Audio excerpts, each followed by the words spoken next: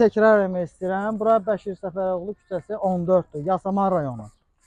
Biz Elşad müəllimin dəfələrlə qabulunda olmuşuq. Yəni ki, Elşad müəllim, müraciətim sizədir. 1500-dən siz özünüz bizə təklif edədiniz orada. Valla bura həyətin qiyməti 1500 qiyməti varsa biz ona da razıyıq. Qiymətləndirmə gətirin də, xahiş edirəm. Qiymətləndirmə gətirin Elşad müəllim. Bura əgər 1500-sə qiyməti, şəxsən mən öz payıma çıxıram. Həri.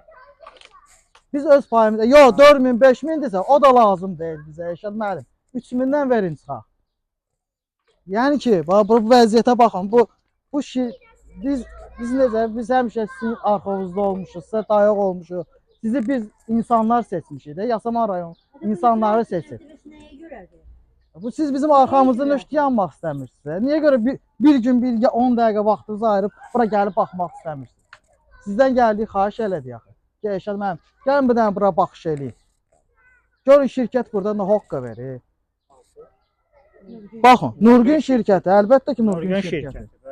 30 ildə onun sərəncamı altındadır. 1998-ci ildən alıb buranı. Bu yer onun üçün ayrılır.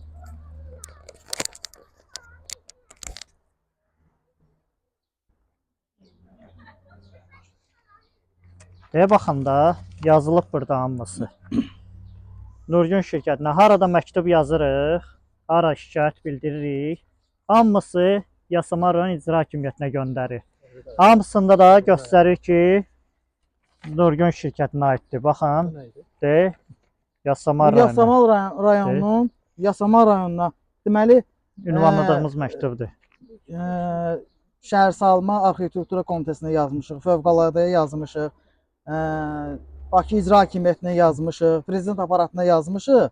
Bizə Yasamaldan cavab gəlir. Oradan cavab gəlmir. Hara müraciət eləyib, hara bütün qurumlara müraciət eləyirik. Bizə ancaq Yasamal rayonu cavab verir. Yazır ki, yenə də, bəli. Ora Nurgün MMC-yə aiddir. Amma o bizə gah deyir, siz bizi deyilsiniz.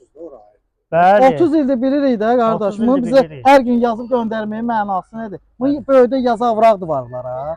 Bəlkə bizdən gələcək nəsil bu körpələr də bilsin ki, bura Nurgün şirkətinə aiddir. Bundan biraz böyüdə Vuraq sabahdan bu küçənin bu başına da olmaz. Onu da eləyərik. Amma hər gün bizə yazıb göndərməyin mənası nədir?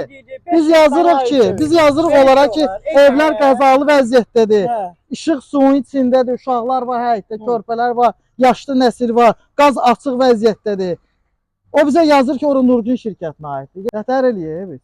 Kimə deyə dərdimizi? Kimə deyək? Fövqəladə hallar sənə deməyək. Bakı İcra Hakimiyyəti sənə deməyək.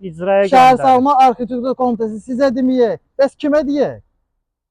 Bu ölkədə var elə bir qurum gedək ona deyək. Nə oluyor? 10 ev ona aid oldu, 5 ev ona aid olmadı. Bu 30 ildir bu cəmaatı alladır burada, cəmaatı fırladır burada. Nüşdə belə şey olar, burada öz başınalıq olar burada. Söküntüdə çəkiliş eləmişəm ki, bura qeyri-qanuni sökürlər. Bura Yasamal rayon polislərinə kim gəldi fəhlələr, düşürtdə aşağı, sənin sərəncamın yoxdur burada söküntü aparmağa. Qovladı olan işçilərini. Nurgün şirkətinin işçilərini qovladı. Getdilər səhəri günü gəldilər. Burada çəkiliş aparmışam, mənə deyir ki, sən bizim şirkəti nüfuzdan salırsan, səni məhkəməyə verəcək o çəkilişə görə. Başa düşmədim, sən necə nüfuzlu şirkətsən ki, 30 ildir burada bir də balaca daxma da tikə bilməmisən. Ancaq bu həyəti 30 ildən sonra xaraba günə qoymuşsan. 10 dənə ailəni 5 dəfəyə yola saldı. Hansı nüfuzdan 10 dənə ailəni necə şirkət kimi 10 dənə ailəni 5 dəfəyə yola saldı.